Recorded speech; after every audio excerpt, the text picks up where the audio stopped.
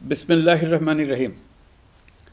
প্রিয় দেশবাসী, শিশু, কিশোর কিশোরী, তরুণ তরুণী, ছাত্রছাত্রী, বয়স্ক, বৃদ্ধ, নারী পুরুষ সবাইকে জানাই আমার সালাম। আসসালামু আলাইকুম। আজ 25শে মার্চ, মানব সভ্যতার ইতিহাসে কলঙ্কিত এক হত্যাযজ্ঞের দিন। 1971 সালের আজকের রাতে পাক হানাদার বাহিনী নিরপরাধ, নিরস্ত্র, ঘুমন্ত বাঙালির উপর নির্মমভাবে গুলি চালিয়ে হাজারো মানুষকে হত্যা করেছিল। 25শে মার্চ থেকেই এদেশের মানুষের সশস্ত্র প্রতিরোধ গড়ে তুলেছিল। 9 মাসের যুদ্ধের মধ্য দিয়ে স্বাধীন হয় বাংলাদেশ। মহান স্বাধীনতা দিবসের প্রাক্কালে আমি গভীর শ্রদ্ধার সঙ্গে স্মরণ করছি মহান মুক্তিযুদ্ধের বীর শহীদদের, যাদের প্রাণের বিনিময়ে আমরা স্বাধীন সার্বভৌম বাংলাদেশ পেয়েছি। 9 মাসের রক্তক্ষয়ী যুদ্ধে লক্ষ লক্ষ শহীদ ও 2 লাখ নির্যাতিত নারীর আত্মত্যাগ পৃথিবীর মানচিত্রে বাংলাদেশ নামে একটি স্বাধীন ভূখণ্ডের জন্ম দিয়েছিল। মুক্তিযুদ্ধের এই বীরদের প্রতি আমার সালাম। সেই সঙ্গে 24শে জুলাই অভ্যুত্থানে নিহত হাজারো শহীদ ও আহত, যারা বৈষম্য, শোষণ, নির্যাতন এবং নিপীড়নের বিরুদ্ধে বুক চিতিয়ে দাঁড়িয়েছিল, তাদের প্রতি সমগ্র জাতির পক্ষ থেকে আমি সশ্রদ্ধ সালাম জানাচ্ছি। জুলাই গণ অভ্যুত্থান আমাদেরকে যে বৈষম্যহীন বাংলাদেশ গড়ার স্বপ্ন পূরণের সুযোগ এনে দিয়েছে, সেই সুযোগ আমরা কাজে লাগাতে চাই। প্রিয় দেশবাসী, পবিত্র মাহে রমজানের সিয়াম সাধনা উপলক্ষে আপনাদের সকলকে আমার আন্তরিক মোবারকবাদ জানাচ্ছি। সেই সঙ্গে সকলকে জানাই পবিত্র ঈদ উল ফিতরের অগ্রিম শুভেচ্ছা। ঈদ মুবারক। এবারের ঈদ স্মরণীয়ভাবে আনন্দদায়ক হোক, এই কামনা করছি। বর্তমান সরকার দায়িত্ব গ্রহণের পর থেকেই দ্রব্যমূল্য নিয়ন্ত্রণে জোর ব্যবস্থা নিয়েছে। রমজান ও ঈদে বড় চ্যালেঞ্জ ছিল জিনিসপত্রের দামের লাগাম টেনে ধরা, বিদ্যুৎ সরবরাহ নিশ্চিত করা। এই রমজানে যাতে কোনো পণ্যের দাম বেড়ে না যায় এবং বিদ্যুৎ সরবরাহ যেন বিঘ্নিত না হয়, সেই জন্য আমরা সর্বোচ্চ চেষ্টা করেছি। রমজান মাস জুড়ে সরবরাহ চেনের প্রতিবন্ধকতা কঠোরভাবে প্রতিহত করতে সব ধরনের ব্যবস্থা আমরা নিয়েছি। দেশের সকল জায়গা থেকে খবর এসছে যে এই রমজানের দ্রব্যমূল্য আগের তুলনায় কমেছে, জনগণ স্বস্তি পেয়েছে।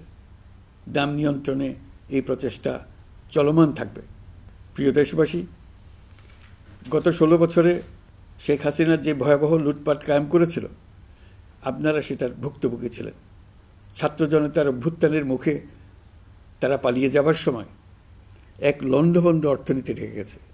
এই পরিস্থিতিতে দায়িত্ব নেবার পর অর্থনীতি পুনরুদ্ধারের জন্য অন্তর্বর্তী সরকার নানা উদ্যোগ নিয়েছে। ব্যাংকিং খাতে শৃঙ্খলা ফিরেছে। ক্রমান্বয়ে অর্থনীতির অপরাপর সুযোগগুলো ইতিবাচক ধারায় ফিরতে শুরু করেছে। এই সরকারের সবচেয়ে বড় চ্যালেঞ্জ মূল্যস্ফীতি। ফেব্রুয়ারিতে মূল্যস্ফীতি 9.32% নেমে এসছে, যা 22 মাসের মধ্যে সর্বনিম্ন। আগামী জুন মাসের মধ্যে এটি 8%-এর নিচে নেমে আসবে বলে আশা করছি। দেশের ধ্বংসপ্রাপ্ত অর্থনীতিতে স্বস্তি এনে দিয়েছে আমাদের প্রবাসী ভাই বোনেরা। অন্তর্বর্তী সরকার দায়িত্ব নেবার পর থেকে রেমিটেন্স ধারাবাহিকভাবে বেড়েছে। ফেব্রুয়ারি মাসে রেমিটেন্স প্রবাহ রেকর্ড গড়েছে, প্রায় 25% বৃদ্ধি পেয়ে $2.5 বিলিয়ন পৌঁছেছে। রেমিটেন্স যোদ্ধারা আমাদের দেশের অর্থনীতি গড়ার বীর সৈনিক। তাদের জন্য প্রক্রিয়াগত যেসব বিষয় রয়েছে, সেগুলো সহজ করে দেওয়া আমাদের দায়িত্ব। তারা যেন ভোগান্তির শিকার না হন, দূতাবাস যেন ঠিকমতো কাজ করে, এটি নিশ্চিত করার জন্য আমরা ব্যবস্থা নিয়েছি। আগামী নির্বাচনে যেন তাদের ভোটাধিকার দিতে পারি, সেজন্য কাজ করছি। পলাতক সরকারের আমলে চট দখলের মতো দেশের ব্যাংকগুলো দখল করে নেওয়া হয়েছিল। আমানতকারীর টাকাকে তারা নিজেদের ব্যক্তিগত টাকায় রূপান্তরিত করে ফেলেছিল। অন্তর্বর্তী সরকারের অন্যতম কাজ ছিল ব্যাংকিং ব্যবস্থায় আস্থা ফিরিয়ে আনা, আমানতকারীর স্বার্থ রক্ষা করে নিয়ম শৃঙ্খলা প্রতিষ্ঠা করা, হিসাবপত্রে বিশ্বাসযোগ্যতা স্থাপন করা। ব্যাংকিং ব্যবস্থায় আস্থা প্রতিষ্ঠা করা গেছে। এর ফলে অর্থনীতিতে শৃঙ্খলা ফিরেছে। অন্তর্বর্তী সরকারের অর্জনগুলোর মধ্যে এটা ছিল খুবই গুরুত্বপূর্ণ। গত সরকারের লুটপাটের মহোৎসবে গত 15 বছরে $234 বিলিয়ন পাচার হয়েছে। এটা আমরা জানি। কত রকমভাবে পাচার হয়েছে তাও জানার বিষয়। অভিনব এক একটা পদ্ধতি ছিল। পাচারের একটা পদ্ধতি সবাইকে হতভম্ব করে দিয়েছে। এই পাচার হয়েছে বিদেশে অধ্যয়নরত সন্তানের কাছে টাকা পাঠানোর নামে। তিনি সন্তানের লেখাপড়ার জন্য এক সেমিস্টারের অর্থাৎ 3 মাসের খরচ বাবদ অফিসিয়াল ব্যাংকিং চ্যানেলে পাঠিয়েছেন $3,33,00,000, অর্থাৎ প্রায় 400 কোটি টাকা। পাচারের এর চাইতে বেশি তাক লাগানো পন্থা আর কি আছে, তার কোনো সীমা আছে বলে আমার মনে হয় না। আইন, নিয়ম, নীতির জায়গায় যখন হরিলুট প্রতিষ্ঠিত হয় তখন এমন সব কিছুই সম্ভব। এই অর্থ পাচারকারীদের দ্রুত আইনের আওতায় নিয়ে আসার লক্ষ্যে ইতোমধ্যে আন্তর্জাতিক তৎপরতা জোরদার করা হয়েছে। প্রিয় দেশবাসী, অন্তর্বর্তী সরকার পৃথিবীর বিভিন্ন দেশের শীর্ষস্থানীয় বিনিয়োগকারীদের সঙ্গে নিয়মিত বৈঠক করে যাচ্ছে। তারা বাংলাদেশের বর্তমান ব্যবস্থায় বিনিয়োগের বিষয়ে খুবই আগ্রহী। আশা করছি দ্রুততম সময়ে দেশের নতুন নতুন বিদেশি বিনিয়োগ আপনারা দেখতে পাবেন। সরকার দায়িত্ব নেওয়ার পর থেকে দেশে রপ্তানি 13% বেড়েছে। জানুয়ারিতে 7% কন্টেইনার হ্যান্ডলিং বেড়েছে। বাংলাদেশ বিনিয়োগ উন্নয়ন কর্তৃপক্ষ ইতোমধ্যে লাইসেন্সিং রিকোয়ারমেন্টস, প্রত্যাবাসন আইনসহ বিনিয়োগকারীদের যে সাধারণ সমস্যাগুলো রয়েছে সেগুলো সমাধানে কাজ শুরু করেছে। বাংলাদেশ বিনিয়োগ উন্নয়ন কর্তৃপক্ষ আগামী মাসে ঢাকায় 4 দিনব্যাপী আন্তর্জাতিক বিনিয়োগ সম্মেলন করছে। বিশ্ববিখ্যাত অনেক বিনিয়োগকারী এতে অংশ নেবেন। ইতিমধ্যে DP World, Singapore PSA, AP Moller Maersk কয়েক বিলিয়ন ডলারের বিনিয়োগের প্রস্তাব করেছে। অন্তর্বর্তী সরকার দায়িত্ব গ্রহণের পর থেকেই স্বতঃস্ফূর্তভাবে পৃথিবীর সকল সরকার আমাদের প্রতি বন্ধুত্বের হাত বাড়িয়ে দিয়েছে। এটা শুরু হয়েছিল গত সেপ্টেম্বরে জাতিসংঘের বার্ষিক বৈঠকে। আপনাদের মনে আছে বিশ্বের সরকার প্রধানরা কীভাবে আমাদের সঙ্গে আগ্রহ নিয়ে দেখা করতে এগিয়ে এসছে। তারপর থেকে যে কোনো সম্মেলনে গিয়েছি, দেখেছি আন্তর্জাতিক নেতৃবৃন্দের আগ্রহ কীভাবে ক্রমেই বেড়ে চলেছে। জানুয়ারি মাসে সুইজারল্যান্ডের ডাভোসে গিয়েছিলাম। এই সম্মেলনে 47টি পৃথক ইভেন্টে আমার অংশগ্রহণ করতে হয়েছে। বিভিন্ন দেশের সরকার প্রধান, মন্ত্রী, বিশ্ব বাণিজ্যের নায়করা, জাতিসংঘের মহাসচিব, জাতিসংঘের বিভিন্ন সংস্থার প্রধানদের সঙ্গে বৈঠক করেছে। তারা আমাদের পাশে থাকার জন্য আন্তরিক আগ্রহ প্রকাশ করেছেন। সম্প্রতি আমি সংযুক্ত আরব আমিরাতে গিয়েছিলাম। তারা বিগত সরকারের সময় আমাদের ভিসা বন্ধ করে দিয়েছিল। আমরা সেই দেশের ভিসার দরজা খোলার চেষ্টা চালিয়ে যাচ্ছি। তারা আশ্বাস দিয়েছেন তাদের দিক থেকে সকল আনুষ্ঠানিকতা সম্পন্ন করে ভিসার দরজা উন্মুক্ত করবেন। আমি আশা করছি সেটা দ্রুতই উন্মুক্ত হবে। আমি সংযুক্ত আরব আমিরাতকে আমাদের দেশে শিল্প কারখানা গড়ে তোলার জন্য একটি শিল্পাঞ্চল করার প্রস্তাব দিয়েছি। তারা এ বিষয়ে আগ্রহ জানিয়েছে। শিল্পাঞ্চলে 2টি কাজ দিয়ে তারা শুরু করবে, এই জন্য কথাবার্তা শুরু হয়েছে। প্রথমে মুসলিম বিশ্বে সরবরাহের জন্য একটি হালাল গোশত প্রক্রিয়াজাত করার কারখানা করবে। এরপর মৎস্য প্রক্রিয়াজাতকরণের জন্য কারখানা স্থাপন করবে। তারা আমাদের নতুন সামুদ্রিক বন্দর পরিচালনা করার জন্যও আগ্রহ জানিয়েছে।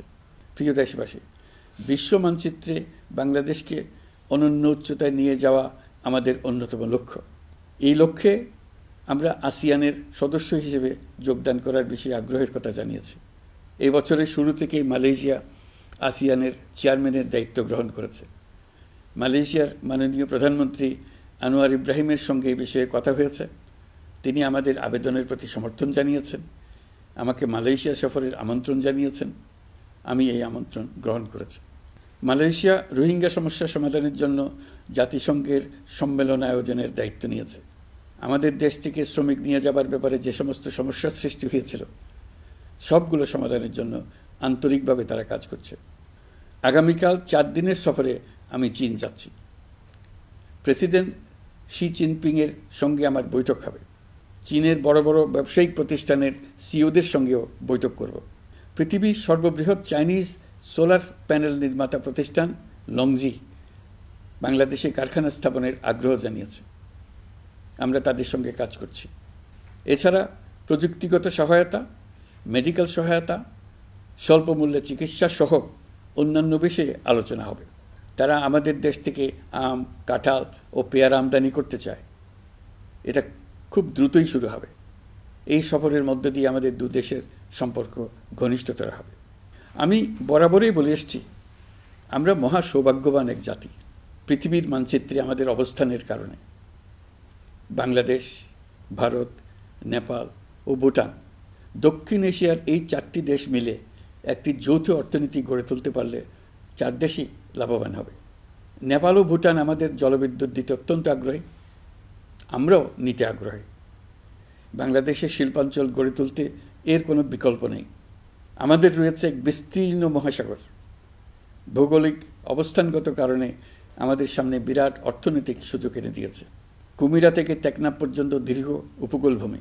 এই দীর্ঘ উপকূল জুড়ে বিরামহীনভাবে অনেকগুলি আধুনিক প্রযুক্তি সমৃদ্ধ আন্তর্জাতিক মানের সমুদ্র বন্দর, শিল্প কারখানা, রপ্তানি প্রক্রিয়াজাতকরণ এলাকা স্থাপন করা গেলে পুরো অর্থনৈতিক অঞ্চলের ভবিষ্যৎ দ্রুত পরিবর্তন সম্ভব। নেপাল থেকে জলবিদ্যুৎ আনতে পারলে জীবাশ্ম জ্বালানির উপর আমাদের নির্ভরশীলতা কমবে। বর্তমানে বিশ্ববাসী পরিবেশ রক্ষায় সচেতন, তারা এটাকেই সর্বোচ্চ অগ্রাধিকার দিচ্ছে। জীবাশ্ম জ্বালানির উপর নির্ভরশীলতা কমিয়ে পরিবেশ বান্ধব বিকল্প পাওয়া গেলে বিদেশি বিনিয়োগকারীদের আরও বেশি মনোযোগ আকর্ষণ করা যাবে। দেশের ক্রমবর্ধমান বিদ্যুৎ চাহিদার পরিপ্রেক্ষিতে রূপপুর পারমাণবিক বিদ্যুৎ কেন্দ্রের কাজ যথাসময়ে শেষ করার বেশি আমরা জোর দিয়েছি। রোসাটমের মহাপরিচালক আমাকে বলেছেন, শিগগিরই বিদ্যুৎ কেন্দ্রটি পরীক্ষামূলকভাবে চালু করা হবে। আমাদের পণ্য পৃথিবীর পণ্য। এই পণ্য নেপালে যাবে, ভুটানে যাবে, ভারতের 7 সিস্টার্সে যাবে। প্রতিবেশীদের পণ্য আমাদের এখানে আসবে, সারা পৃথিবীর কাছে পৌঁছে যাবে। এইভাবেই এটি একটি লাভজনক অর্থনৈতিক অঞ্চল হিসেবে দাঁড়িয়ে যাবে। আর এই অঞ্চলের গুরুত্বপূর্ণ ভূমিকায় থাকবে বাংলাদেশ। বাংলাদেশের সবচেয়ে বড় সমস্যা সীমাহীন দুর্নীতি। স্বৈরাচারী সরকার এই দুর্নীতিকে বিশ্বের শীর্ষস্থানে নিয়ে গেছে। দুর্নীতির ফলে শুধু যে সবকিছুতে অবিশ্বাস্য রকম ব্যয়বৃদ্ধি পাচ্ছে তাই না, এর ফলে সরকার ও জনগণের সকল আয়োজন বিকৃত হয়ে যায়। সরকারের লক্ষ্য, নীতিমালা, প্রাতিষ্ঠানিক আয়োজন, সরকারি কর্মকর্তাদের দায় দায়িত্ব যা কিছু কাগজে লেখা থাকে তার সব কিছু অর্থহীন হয়ে যায়। দেশ চলে অলিখিত আয়োজনে। সরকারকে চলতে হয়, ব্যবসায়ীকে চলতে হয়, শিল্পপতিকে চলতে হয়, বিনিয়োগকারীকে চলতে হয়, দেশের সকল নাগরিককে এই অলিখিত নিয়মে চলতে হয়। নাগরিককে এই অদৃশ্য জগতের সঙ্গে মোকাবেলা করে টিকে থাকার বিদ্যায় পারদর্শী হতে সাধনা করতে হয়। দৈনন্দিন জীবনে টিকে থাকা এবং সাফল্য অর্জনের জন্য একটা নতুন ভাষা আয়ত্ত করতে হয়। চারদিকে কী শব্দ বলা হচ্ছে, কাগজে কি লেখা হচ্ছে তা মনে মনে দ্রুত অনুবাদ করে তার মর্মার্থ বুঝে নিতে হয়। তা না হলে দৈনন্দিন সিদ্ধান্ত নেওয়া যায় না। সবচেয়ে বড় মুশকিল হলো এর কোনো অভিধান নেই। কারণ ব্যক্তিবিশেষে, স্থান বিশেষে, পরিস্থিতি বিশেষে এর অর্থ ক্রমাগতভাবে পাল্টে যায়। পুরো বিশ্ব বুঝে গেছে আমরা জাতি হিসেবে সততার পরিচয় বহন করি না। এটা শুধু জাতীয় কলঙ্কের বিষয় নয়, আন্তর্জাতিক বাণিজ্যে এটা আত্মঘাতী বিষয়। দেশবাসীর মতো আন্তর্জাতিক সম্প্রদায়ও চায় আমরা দুর্নীতিমুক্ত হই, কারণ তারা আমাদের সঙ্গে ব্যবসা বাণিজ্য সম্প্রসারণ করতে চায়। দুর্নীতিমুক্ত হতে না পারলে ব্যবসা বাণিজ্য কিছুই চলবে না। দুর্নীতি থেকে মুক্ত হওয়া ছাড়া বাংলাদেশের কোনো গতি নেই। অন্তর্বর্তী সরকার সকল কাজ দুর্নীতিমুক্ত করতে সর্বোচ্চ অগ্রাধিকার দিয়ে যাচ্ছে।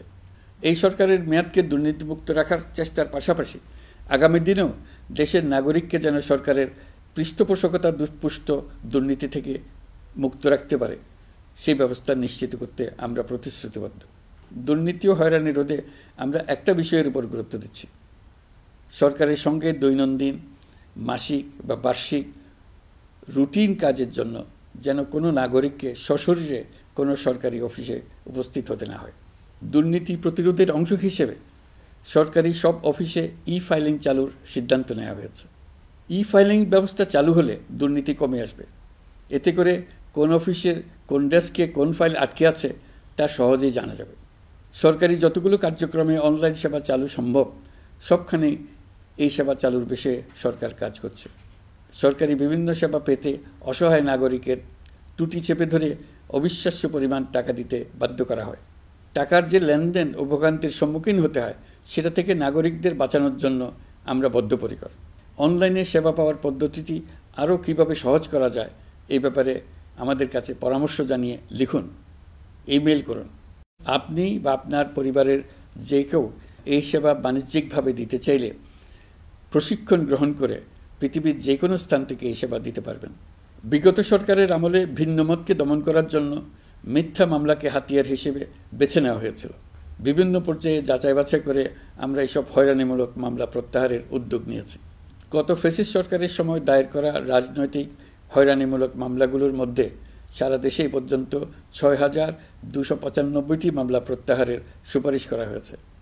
অন্যান্য সকল হয়রানিমূলক মামলাও ক্রমান্বয়ে প্রত্যাহার করা হচ্ছে। এছাড়া এ পর্যন্ত সাইবার সিকিউরিটি আইনের অধীনে বিচারাধীন স্পিচ অফেন্স সংক্রান্ত ৪১৩টি মামলা প্রত্যাহার করা হয়েছে। এই আইনটি অবিলম্বে বাতিল করে নাগরিক বান্ধব সাইবার সুরক্ষা আইন করা হচ্ছে। মানুষের ভোগান্তি রোধেও আমরা আইনগত পদক্ষেপ নিচ্ছি। জিডি করার সময় স্বাক্ষর দেওয়ার জন্য এখন আর থানায় যাওয়ার প্রয়োজন নাই, এটা অনলাইনেই করা যাবে। এই ব্যাপারে প্রয়োজনীয় নির্দেশ দেওয়া হয়েছে। পাওয়ার অব অ্যাটর্নি বিধিমালা সংশোধনীর মাধ্যমে প্রবাসী বাংলাদেশিদের হয়রানি লাঘব করা হয়েছে। সংশোধিত বিধিমালার আলোকে বাংলাদেশি পাসপোর্ট না থাকলেও বাংলাদেশি বংশোদ্ভূত ব্যক্তির পাসপোর্টে নো ভিসা রিকোয়ার্ড স্টিকার থাকলে কিংবা জন্মসনদ বা জাতীয় পরিচয়পত্র থাকলেই তিনি বিদেশ থেকে পাওয়ার অব অ্যাটর্নি সম্পাদন করতে পারবেন। সরকারি সিদ্ধান্ত ও প্রয়োজনীয় ব্যবস্থা নেওয়ার পর বিমানের টিকিট কেনার পুরো প্রক্রিয়াটি অনলাইনে নিয়ে যাওয়ার ফলে বিমানের টিকিটের দাম শতকরা ৫০ থেকে ৭৫% কমে গেছে। বিশেষ করে মধ্যপ্রাচ্যের প্রবাসী ভাই বোনেরা এতে করে স্বস্তি পাচ্ছে। অন্যান্য এয়ারলাইনের টিকিটের দামও কমে গেছে। নাগরিকদের হয়রানিমুক্ত ও দুর্নীতিমুক্ত সেবা প্রদানের জন্য সরকার ভূমি সেবা ডিজিটালাইজ করার উদ্যোগ নিয়েছে। এর অংশ হিসেবে ভূমি মন্ত্রণালয় অনলাইনে ঘরে বসেই জমির খাজনা প্রদান, নামজারি, জমা খারিজ, খতিয়ান বা পর্চা সার্টিফাইড কপি, মৌজা ম্যাপ বা নকশা প্রদানের কার্যক্রম শুরু করেছে। এই পদ্ধতিতে ভোগান্তি, অস্বচ্ছতা ও দুর্নীতির অবসান হবে। বর্তমানে সারা দেশে পরীক্ষামূলকভাবে এই কার্যক্রম চালু হয়েছে। এগুলোকে ক্রমান্বয়ে আরও জনবান্ধব করে স্থায়ী রূপ দেওয়া হবে। এর লক্ষ্য হবে ক্রমাগতভাবে এই সকল দায়িত্ব সরকারের হাত থেকে নিয়ে সেবাদানকারী ব্যক্তি বা প্রতিষ্ঠানের কাছে ছেড়ে দেওয়া।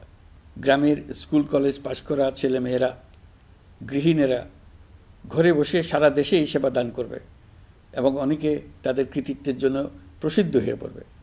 তারা সারা দেশের গ্রাহকদের সেবা নিজের গ্রাম থেকেই প্রদান করবে। রাজস্ব সংস্কার কমিশনের সুপারিশ অনুসারে জাতীয় রাজস্ব বোর্ড বিলুপ্ত করার সিদ্ধান্ত নেওয়া হয়েছে। এর জায়গায় দুটি পৃথক বিভাগ করা হচ্ছে। একটি হলো নীতি প্রণয়ন বিভাগ বা জাতীয় রাজস্ব নীতি বোর্ড, অন্যটি বাস্তবায়ন বিভাগ বা জাতীয় রাজস্ব সংগ্রহ বিভাগ। এর ফলে সরকারের পছন্দের ব্যক্তিরা হাজার হাজার কোটি টাকার রাজস্ব ফাঁকি দেওয়ার আর সুযোগ পাবে না।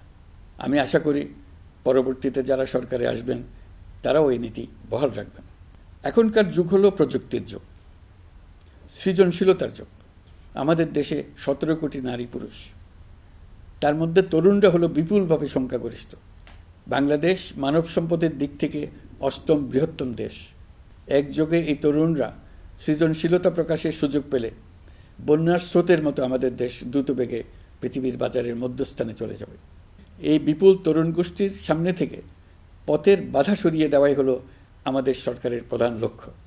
প্রযুক্তি আমাদের জন্য সুযোগ সৃষ্টি করেছে, আমরা দ্রুতবেগে এই সুযোগ গ্রহণ করার কাজে নিজেদের নিয়োজিত করেছি। এমনভাবে আমরা প্রযুক্তি ব্যবহার করার কাজে নিয়োজিত হয়েছি যাতে নাগরিকের আঙ্গুলের ইশারায় সরকার তার সেবা নাগরিকের কাছে তাৎক্ষণিকভাবে হাজির করে। তা নিশ্চিত করার জন্য আমরা সেই সেবা দিতে চাই প্রযুক্তির মাধ্যমে, সরকারি অফিসের মাধ্যমে নয়। ইতিমধ্যে পাসপোর্ট পেতে পুলিশ ভেরিফিকেশনের নিয়ম আমরা বাতিল করে দিয়েছি। এর ফলে বর্তমানে নাগরিকরা আগের চাইতে সহজভাবে পাসপোর্ট সেবা পাচ্ছেন। পুলিশ রিপোর্ট প্রাপ্তির নিয়ম বাতিল করার পর এই পর্যন্ত ৭০,০০০ নতুন পাসপোর্ট, যা বহুকাল ধরে পুলিশ রিপোর্ট আসার অপেক্ষায় আটকে ছিল, তা দ্রুত আবেদনকারীদের হাতে পৌঁছে দেওয়া হয়েছে। পাসপোর্ট প্রাপ্তি সহজ করার জন্য আমরা পুরনো পদ্ধতি বাতিল করে ইলেকট্রনিক পাসপোর্ট প্রচলন শুরু করেছি। এর ফলে দ্রুত পাসপোর্ট দেওয়া সম্ভব হচ্ছে। দেশের অভ্যন্তরে ই পাসপোর্ট হোম ডেলিভারি দেওয়া সম্ভব হচ্ছে। আগামীতে সকলেই ঘরে বসে পাসপোর্ট পাবেন, এটা নিশ্চিত করার চেষ্টা করছে। পাসপোর্ট দেওয়ার দায়িত্বে নিয়োজিত কর্মকর্তারা অত্যন্ত উৎসাহ সহকারে দ্রুত এসব পরিবর্তন আনার ব্যাপারে এগিয়ে আসছেন দেখে মনটা আনন্দে ভরে যায়। প্রিয় দেশবাসী, হজ মুসলমানদের জন্য সবচেয়ে গভীর আধ্যাত্মিক সফরগুলোর মধ্যে প্রধান। সারা জীবন তারা হজ পালনের জন্য অপেক্ষা করেন। পবিত্র হজ পালনে বাংলাদেশের হাজিরা প্রায় বিভিন্ন চ্যালেঞ্জের সম্মুখীন হন।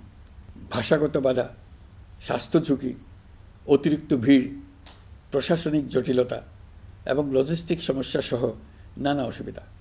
হজের অভিজ্ঞতাকে মসৃণ ও নিরাপদ করতে অন্তর্বর্তীকালীন সরকার একটি মোবাইল অ্যাপ তৈরি করেছে, যা সম্মানিত হাজিদের যাত্রার আগে, যাত্রা চলাকালীন সময়ে এবং ফিরে আসার পরেও প্রয়োজনীয় সহায়তা প্রদান করবে।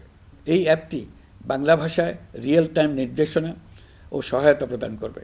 সরকার সমর্থিত বিশেষ ডেবিট কার্ডের মাধ্যমে বিদেশের স্থানীয় মুদ্রায় আর্থিক লেনদেন নিশ্চিত করবে। লাগেজ যাতে হারিয়ে না যায় তার জন্য লাগেজ ট্র্যাকিংয়ের ব্যবস্থা থাকবে। মোবাইল ফোনের মাধ্যমে হজযাত্রীরা প্রত্যেক দিন ওই দিনের করণীয় ও যাতায়াতের বিস্তারিত বিবরণ জানতে পারবেন। যেদিন যে দোয়া পড়তে হবে সেটা স্মরণ করিয়ে দেবে। যেসব পবিত্র স্থানে যাবেন সেসবের ছবিসহ ইতিহাস বর্ণনা করবে। হাজিদের মনে কোনো প্রশ্ন জাগলে কল সেন্টারে ফোন করে সেই প্রশ্নের উত্তর পাবেন। শরীর খারাপ লাগলে ডাক্তারের সঙ্গে যোগাযোগ করিয়ে দেবে। সম্মানিত হাজিদের কোনো পরামর্শ থাকলে সেটা পরামর্শ পৃষ্ঠায় লিখে দিতে পারবেন।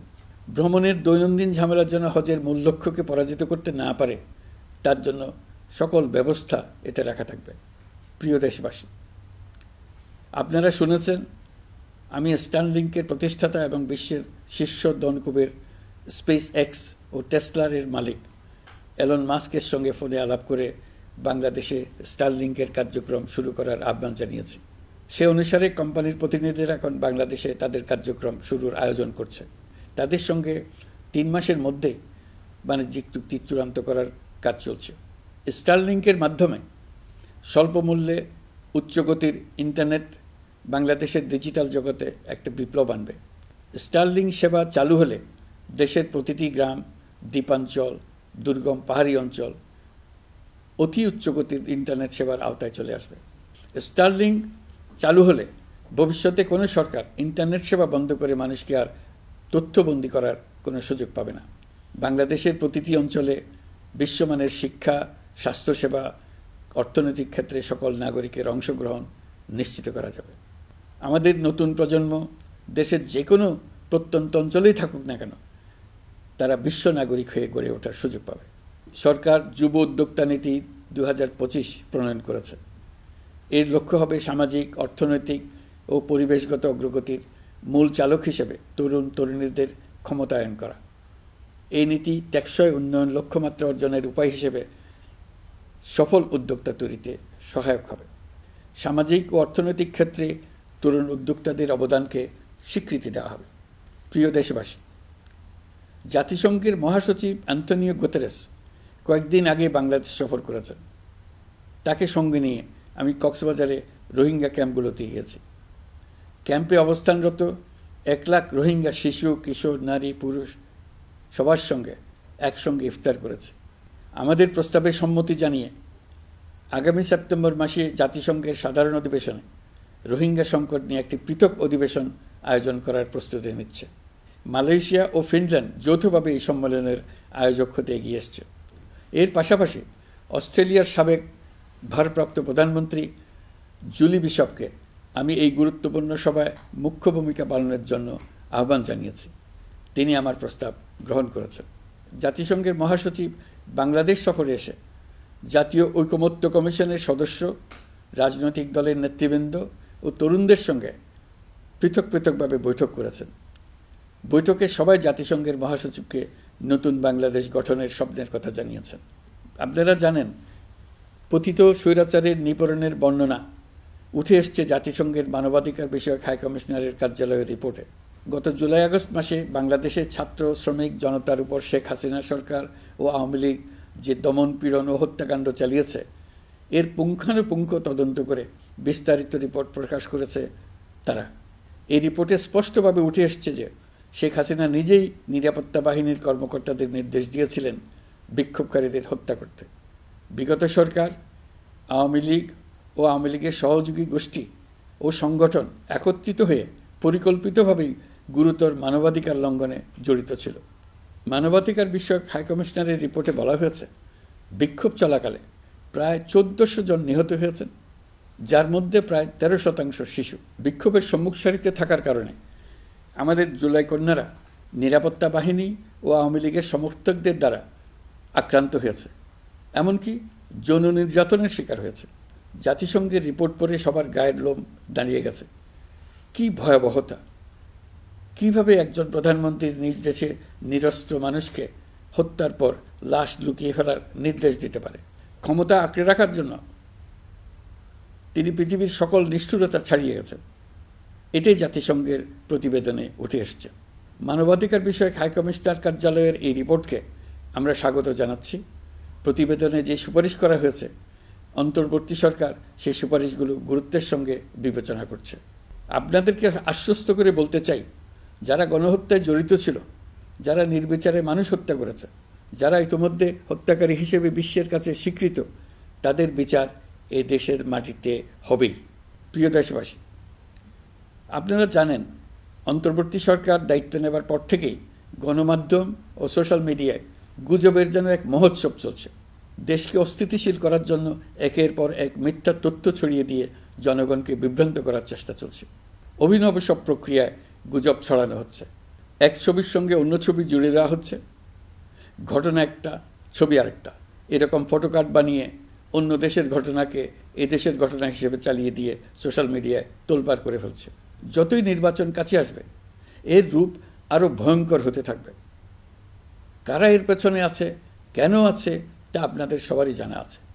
আমরা এই গুজব ও মিথ্যা তথ্যের প্রচারণা রোধ করতে জাতিসংঘের সহযোগিতা চেয়েছি। জাতিসংঘের মহাসচিব এর মোকাবেলায় আমাদের সহযোগিতা করবেন বলে আশ্বাস দিয়ে গেছেন। দেশবাসীকে আমি স্মরণ করিয়ে দিতে চাই যে জুলাই অভ্যুত্থানের প্রথম পর্ব সফলভাবে সমাপ্ত হয়েছে। প্রথম পর্বের সমাপ্তির মধ্য দিয়ে অভ্যুত্থানের দ্বিতীয় পর্ব শুরু হলো। সবসময় মনে রাখতে হবে, আমরা কিন্তু যুদ্ধাবস্থায় আছি। গুজব হলো এই জুলাই অভ্যুত্থানের বিরুদ্ধে পরাজিত শক্তির মস্ত বড় হাতিয়ার। গুজব দেখলেই গুজবের সূত্রের সন্ধান করতে থাকবেন, গুজবকে অবহেলা করবেন না। বহু অভিজ্ঞ সমর বিশারদ এই গুজবের পেছনে দিনরাত কাজ করছে।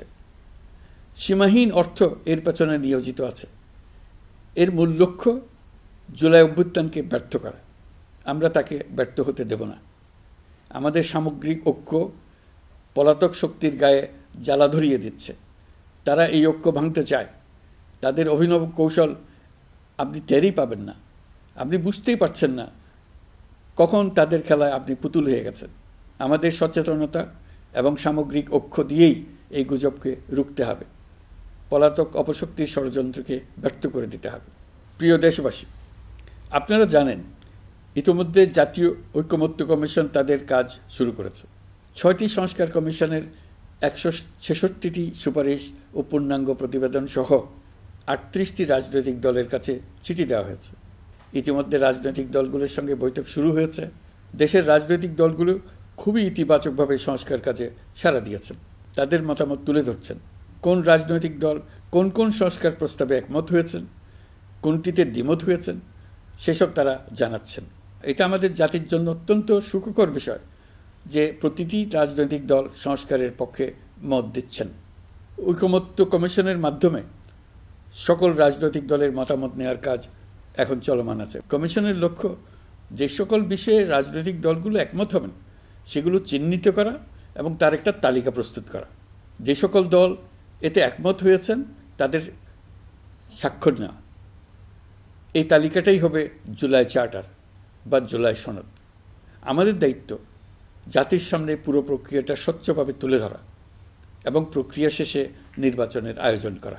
নির্বাচনের ব্যাপারে আমি আগেও বলেছি, আবারও বলছি, এবছর ডিসেম্বর থেকে আগামী বছরের জুনের মধ্যে নির্বাচন হবে।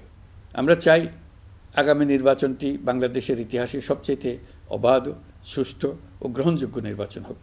এই জন্য নির্বাচন কমিশন সব ধরনের প্রস্তুতি নিতে শুরু করেছে। রাজনৈতিক দলগুলো ব্যাপক উৎসাহ উদ্দীপনায় নির্বাচনের জন্য তৈরি হতে শুরু করবে বলে আশা করছি। প্রিয় নাগরিকবৃন্দ, আমাদের দেশের নারীরা দীর্ঘ আন্দোলনের মাধ্যমে বহু বছর ধরে অনেক বাধা পেরিয়ে একটু একটু করে সামনে এগিয়ে যাচ্ছে। স্বাধীনতার 54 বছর পরেও এদেশের নারীরা অর্থনৈতিক, রাজনৈতিক, সামাজিক বৈষম্যের শিকার। বাংলাদেশের ইতিহাসে এখন পর্যন্ত যত আন্দোলন সংগ্রাম হয়েছে তার মধ্যে জুলাই গণ অভ্যুত্থানে নারীদের অংশগ্রহণ ছিল সবচেয়ে বেশি। গণ অভ্যুত্থানে নারীরা দুঃসাহসিক ভূমিকা রেখেছে, পুরনোকে দূরে ঠেলে দিয়ে নতুনের ভিত্তি স্থাপনের প্রতিজ্ঞা নিয়েছে। তারা ব্যাপক সংস্কারের কথা বলেছে, সর্বত্র নারীদের ভূমিকা আরও জোরালো করার কথা বলেছে। আমি মনে করি জুলাই গণ অভ্যুত্থান বাংলাদেশের প্রেক্ষিত বদলে দিয়েছে। জুলাইয়ের পর নারীদের অবস্থান ইতিবাচকভাবে পরিবর্তন হবে, সেটাই আমরা চাই। আমরা বাংলাদেশ নিয়ে নতুন করে ভাবতে চাই, আর এই নতুন ভাবনায় নারীদের অবস্থান উচ্চতম পর্যায়ে অগ্রাধিকার পাক, সেটাই আমরা চাই। পরিবারের সকল সদস্য, পাড়া প্রতিবেশী, ধর্মীয় প্রতিষ্ঠান, স্কুল, আপনারা আপনাদের নিজ নিজ অবস্থান থেকে ছেলে শিশু ও মেয়ে শিশুর মধ্যে যেন কোনো বৈষম্য সৃষ্টি না হয় তা নিশ্চিত করুন। আসুন নতুন বাংলাদেশে সবাই মিলে শিশুদের জন্য সুস্থ পরিবেশ নিশ্চিত করি। জুলাই গণ অভ্যুত্থানে অংশ নেওয়া নারীরা তাদের অধিকার প্রতিষ্ঠার ব্যাপারে দৃঢ় প্রতিজ্ঞ। দেশে বিরাজমান বৈষম্যগুলো চিহ্নিত করে নারীর প্রতি সহিংসতা প্রতিরোধ ও বৈষম্য নিরসনে আমাদের প্রত্যেককে একসঙ্গে কাজ করতে হবে। নারীর প্রতি বিদ্বেষমূলক কথাবার্তা, নারীকে খাটো করে রাখার প্রবৃত্তি যারা ধারণ করে তাদের বিরুদ্ধে সামাজিক আন্দোলন গড়ে তোলা প্রয়োজন। আধুনিক প্রযুক্তি সকল প্রকার বাধা ভেঙে দেওয়ার মহাশক্তি আমাদেরকে দিয়েছে। সেই বাধা যত শক্তই হোক, যত উঁচুই হোক, সকল দূরত্ব গোছানোর জন্য প্রযুক্তিকে অবশ্যই যেন আমরা ব্যবহার করতে আরম্ভ করি। নারীদের সুরক্ষায় পুলিশ হটলাইন নম্বর চালু করেছে, সরকারের পক্ষ থেকে শর্ট কোড চালু করা হচ্ছে, কল টেকার হিসেবে শতভাগ নারী কর্মীদের নিয়োগ দেওয়া হচ্ছে যেন নির্দ্বিধায় কথা বলা যায়। নারী ও শিশু নির্যাতন দমন আইন সংশোধন হয়েছে, এসব মামলার তদন্ত ও বিচারের সময় কমিয়ে আনা হয়েছে, বিচার বিলম্বে বাধা দূর করা হচ্ছে। ঢাকার পাশাপাশি চট্টগ্রাম ও রাজশাহীতে ডিএনএ ল্যাব স্থাপনের কাজ চলছে। খুব দ্রুতই বিশেষ জুডিশিয়াল সার্ভিস কমিশনের মাধ্যমে নতুন অনেক বিচারক নিয়োগ দেওয়া হচ্ছে। ভিকটিম শিশুরা যাতে দ্রুত বিচার পায় সেজন্য আলাদাভাবে বিশেষ ট্রাইব্যুনাল স্থাপনের বিধান রাখা হয়েছে। দেশের সবার মতো আমি অত্যন্ত আনন্দিত যে এবার নারী ফুটবল টিম দক্ষিণ এশিয়ায় চ্যাম্পিয়ন হয়েছে। দেশ জুড়ে আয়োজিত তারুণ্যের উৎসব 2025-এ বিভিন্ন অঞ্চল থেকে 27,40,000 মেয়েরা প্রায় 3,000 খেলা ও সাংস্কৃতিক কর্মকাণ্ডে অংশগ্রহণ করেছে। উৎসবে দেশের সুবিধাবঞ্চিত ও সুবিধাপ্রাপ্ত অঞ্চল, প্রান্তিক জনগোষ্ঠী এবং 21টি নৃগোষ্ঠীর তরুণ তরুণী সহ সকলের সার্বজনীন অংশগ্রহণ ছিল। এই উৎসবের অন্যতম লক্ষ্য ছিল তরুণদের মধ্যে ঐক্য গড়ে তোলা, সহযোগিতার নীতি প্রচার এবং তাদেরকে উদ্যোক্তা হিসেবে গড়ে তোলা, যাতে করে তারা আত্মনির্ভর হতে পারে, দেশের সম্পদ হিসেবে গড়ে উঠতে পারে। আমরা তারুণ্যের এই উৎসব সারা বছর জুড়ে উদযাপন করার ঘোষণা দিয়েছি। এই উৎসবে আমরা গ্রাম, উপজেলা, শহর, বন্দর সকল এলাকার আবাল বৃদ্ধ বনিতাকে এবং স্কুল, কলেজ, মাদ্রাসার সরকারি বেসরকারি সকল প্রতিষ্ঠানের সবাইকে নানা প্রকারের সৃজনশীল কর্মসূচি নিয়ে এগিয়ে আসার জন্য আমি অনুরোধ জানাচ্ছি। প্রতিটি এলাকায় এই উৎসবে যোগদান করতে মেয়েদের যেন বিশেষভাবে উৎসাহিত করা যায় সেজন্য সকলকে আহ্বান জানাচ্ছি। কোথায় এটা কিভাবে উদযাপিত হচ্ছে সেই ব্যাপারে জানার জন্য আমি আগ্রহ নিয়ে অপেক্ষা করলাম। বিভিন্ন পর্যায়ে দেশের সেরা গ্রাম, সেরা উপজেলা, সেরা শহর, সেরা প্রতিষ্ঠান, সেরা ব্যক্তিকে পুরস্কার দেওয়ার জন্য আমরা প্রস্তুত থাকব। নারী অধিকারের পাশাপাশি একই রকম গুরুত্বের সঙ্গে মনে রাখতে হবে সংখ্যালঘুদের নাগরিক অধিকার, সমতল ও পাহাড়ের জাতিগোষ্ঠীর নাগরিক অধিকার। কারো কোনো নাগরিক অধিকারকে অবহেলা করলেই এই জাতির জন্য মহা সংকট সৃষ্টি হবে। নাগরিক হিসেবে আমরা কেউ যেন অন্য নাগরিকের অধিকার হরণের দায়ে অভিযুক্ত হতে না পারি, সেই ব্যাপারে আমাদের নিশ্চিত থাকতে হবে। তাহলেই সত্যিকার নতুন বাংলাদেশ জন্ম লাভ করবে। সবাইকে আবারও আমার সালাম জানিয়ে আমার বক্তব্য শেষ করছি। আসসালামু আলাইকুম। সবাইকে স্বাধীনতা দিবসের অভিনন্দন জানাচ্ছি। পবিত্র মাহে রমজানে মহান আল্লাহর অশেষ মেহেরবানি আমাদের উপরে বর্ষিত হোক। এবারের শবে কদরের পবিত্র রজনীতে মহান আল্লাহ যেন তাঁর সকল বান্দার মোনাজাত কবুল করেন তা প্রার্থনা করছি। একই সঙ্গে পবিত্র ঈদে সকলকে জানাই ঈদ মোবারক। ঈদে পরিবার পরিজন নিয়ে নির্বিঘ্নে ও আনন্দ সহকারে নিজ নিজ বাড়ি যাবেন, আত্মীয় স্বজনের কবর জিয়ারত করবেন, গরিব পরিবারের খোঁজখবর নেবেন, তাদের ভবিষ্যৎ ভালো করার জন্য চিন্তাভাবনা করবেন, আপনার সন্তানদের সঙ্গে তাদের পরিচয় করিয়ে দেবেন, এই কামনা করছি। ঈদের জামাতে দলমত নির্বিশেষে সবাই যেন পরাজিত শক্তির সকল প্ররোচনা সত্ত্বেও সুদৃঢ়ভাবে ঐক্যবদ্ধ থাকেন, সেজন্য আল্লাহর কাছে মোনাজাত করবেন, এই আহ্বান জানাচ্ছি। সকলের জীবন সার্থক হোক, আনন্দময় হোক। মহান আল্লাহ আমাদের সহায় হন। আল্লাহ হাফেজ।